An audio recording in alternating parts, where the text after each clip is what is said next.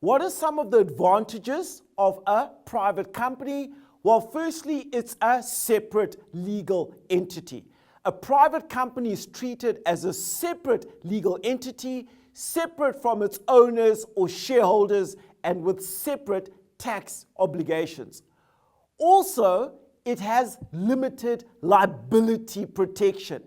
Shareholders in a private company have limited liability. They cannot be held accountable for the debt or the actions of the private company.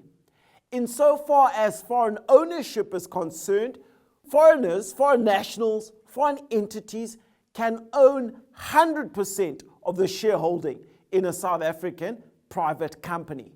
And insofar as its lifespan is concerned, private companies last indefinitely, and they can continue even after one of the owners or its owner dies. They can exist in perpetuity.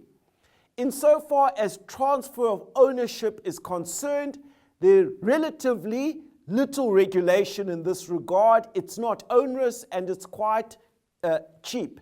So it's advisable to conclude written sale of shares agreement. The transfer of shares must be recorded by issuing of new share certificates, which is normally done by the company's auditors. There are ever regulations on sale of shares to the public. The private company cannot sell shares to the public. They cannot go and sell shares to people that are not already shareholders. They cannot be advertising selling of shares to the public. From a management perspective, management can be done efficiently and it's regulated in the event of confusion.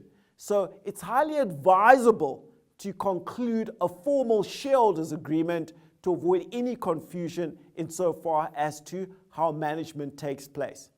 Private companies also can be quite flexible in terms of accommodating businesses of different sizes.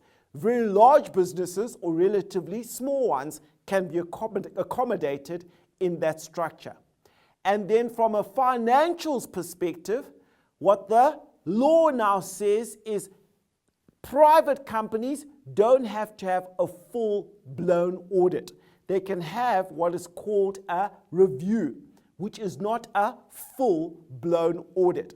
And because they are private companies, they do not have to make their financial statements available to the public. Their financial statements are not in the public domain.